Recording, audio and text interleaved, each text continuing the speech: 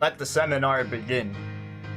So, when writing original music, there's a few different ways one can go about it. Obviously, there's not really a right way or a wrong way, so you're gonna have to take every single thing I say with every grain of salt, because you might operate differently, and that's wonderful and special and should be celebrated. But I'm just gonna give you an idea of how I do it, because some people might be curious about how to even get started.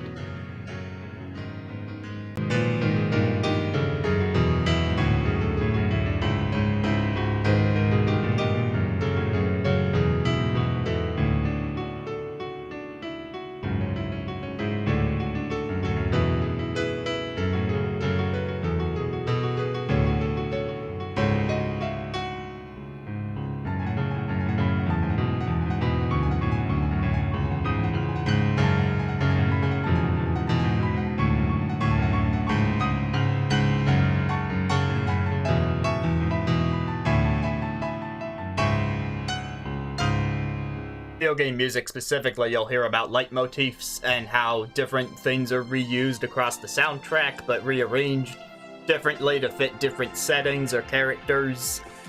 But it's all part of the same soundtrack, so it all comes together. It's kind of like that, but on a smaller scale, because I'm talking about within an individual song here. Having a pattern of notes and building upon it as you go through the course of the songwriting.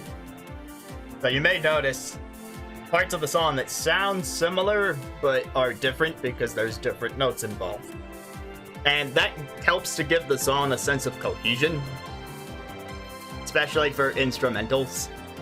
I suppose the big question that I want to answer about that one song in particular is, how did I even have that pattern? Right, there's plenty of keys to choose from, plenty of patterns of notes to choose from. But why that specific pattern for that specific song?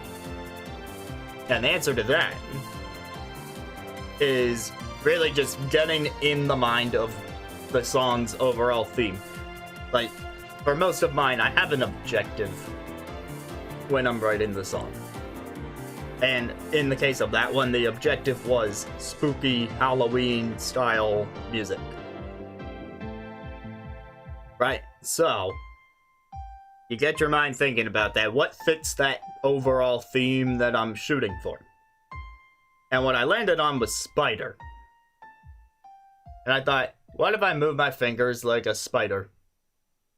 And I just applied that to the chord that I chose.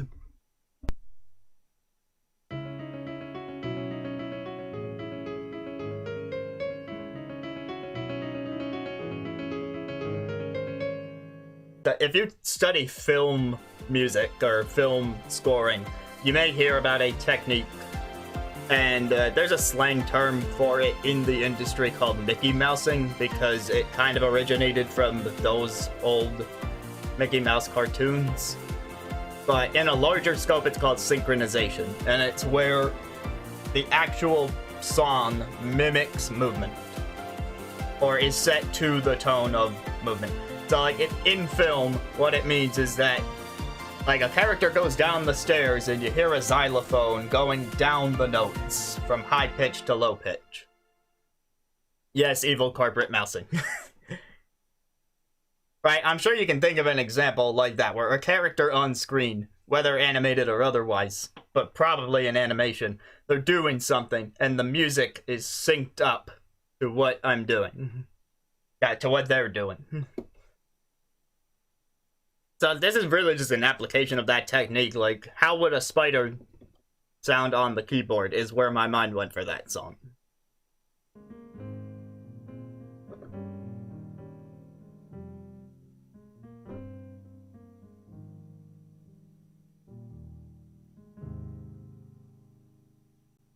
So, Nick, the part you're describing there is just a game of image association with yourself. Like, you know those word association games where one person says a word and then you think of something else? So if you're intentionally sitting down and saying, I'm gonna create something right now, and you need that dose of inspiration, because as Mandu said, it can come at random points, and then you can just kind of go with it. But sometimes you're expected to have a certain output in the creative field, right? Like, you're working on a game soundtrack, and the people making the game kind of need the soundtrack at some point. They might not have a strict deadline if it's a company that's running well and giving the workers the time they need and all that. But there's some sense of urgency, and you need to put something out. So maybe you're in a position like that, and you do need to try and trigger that inspiration a bit sooner than you would randomly. So yeah, then it's just image association, where you ask yourself, what does this thing make me think of? So for Monstrous Souls, I was first thinking Halloween, and then I ran in my mind a list of things, and once I landed on Spider, which I think there's good reason. I think you can see how I got Spider from Halloween. It's not much of a stretch. And then with the last one, Torrential Outpour, stormy ship in the sea, just kind of came naturally. If I reverse the word chain, the ship in the stormy sea came from water, which came from tears, which came from depression. Right, so go through that in reverse. I wanted to convey sadness or depression. I thought about tears. I thought about water in general. That led me to rain, and then that led me further to the ship on the ocean while it was raining. But it's a pretty natural progression if you're being intentional about it. How the heck do we get inspiration for a Pickle RPG volcano theme? So, we can put that into practice. Jeez, AutoMod. Right, so we can now put this idea into practice. We're gonna ask ourselves, volcano and pickles. We're gonna think about both of those, because we're trying to convey both. This is an RPG featuring pickles, and we're at the volcano, so we do have to consider both. But what are some ideas related to those things? What sort of images can we conjure up if we think about them? So Nick already mentioned bubbles, like bubbling lava, so that could in and of itself be part of the inspiration.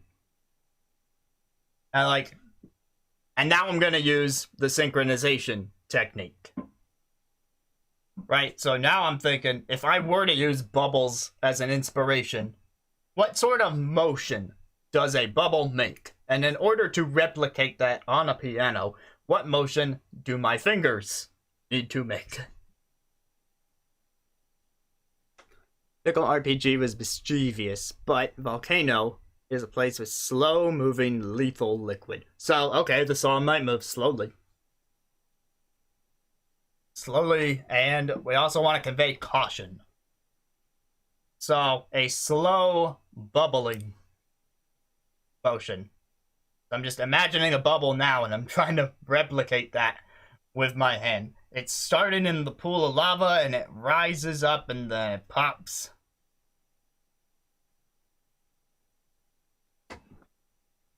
So I'm going to play around with that motion a bit, and we'll see if we can find a key where it fits. Also, welcome to the stream. We are now trying to create an original song using techniques that I typically use to write music.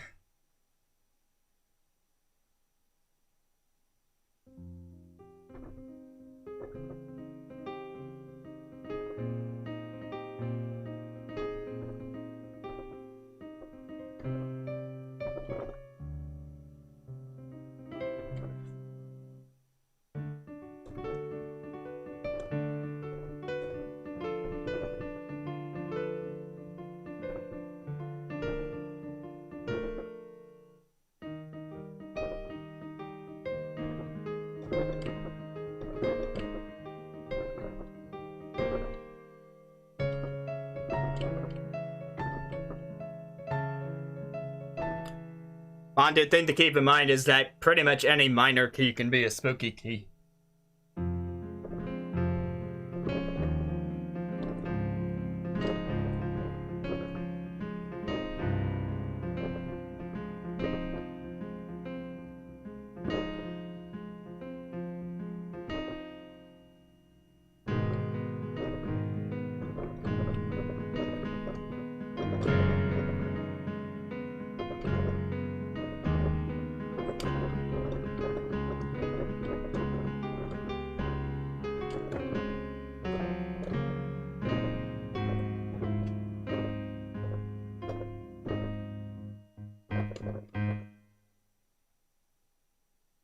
It's hard to tell which one is that one when there's stream delay.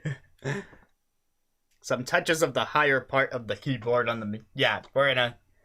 Yeah, bubbles ascend, and so does magma, right? That's a consistent worry in a volcano, is that the lava is rising, and that the whole thing's going to erupt at the end.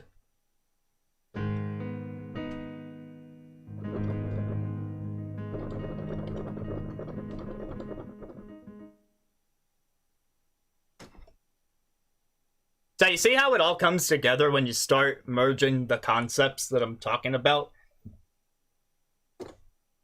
Right, we had an idea. We thought of what sort of image we wanted to conjure into mind. We applied it using the technique of film music to bring it to life on the instrument. We played around to find a place that made it sound decent. Like, there is still some improv involved. You might not know exactly where you want to start unless you're deliberately starting with the chord progression. But now all these ideas are just building from there. And I mean, this is a really good example of how I write songs for you guys. I'm actually kind of amazed at how well this is working at conveying what I'm talking about. But I suppose that's why I'm an educator in my full-time job. I do know how to teach things, guys. Alright, time for a bit more playing around, but if you guys got anything else you want to contribute in the way of Volcano Song as I'm playing with it, do let me know. I'll mute the mic while I play.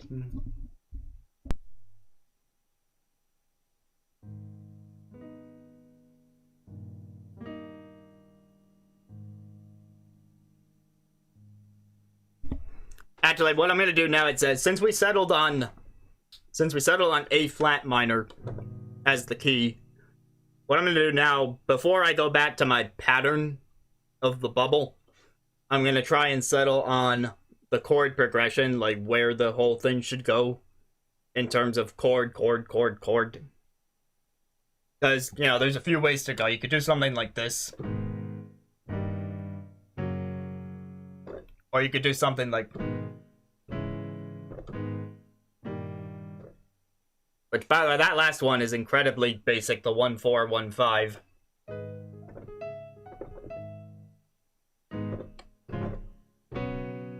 So, yeah, I'm going to start playing around with chords that I think fit the key. You know, sometimes if I'm aiming for... The answer to every question is, it depends. And in that case, about listening to something for inspiration, it depends if there's a certain thing I'm trying to do. So, for Torrential Outpour, I had listened to a lot of classical music and decided I wanted to emulate it. And, you know, depending on how far we take this, it's possible we could listen to lava themes from existing games and inspire from those. But only if we feel like we're really having trouble with it. Oh, Mandu's got the funnies.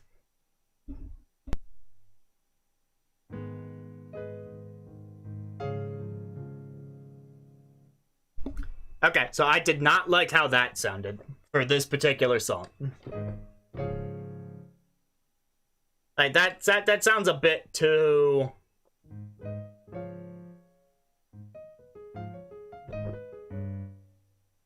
You know what? That chord, one into the other, reminds me of the song Do in Time.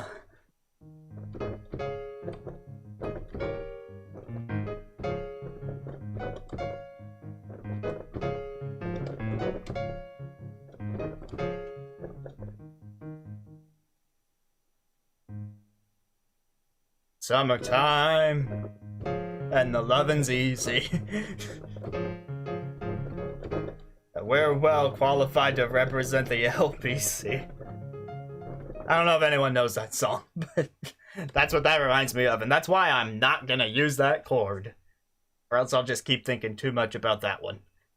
That happens sometimes. I'll start trying to write something, and then I'll accidentally play a song that exists, and I'll be like, nope, gotta stop going in that direction now.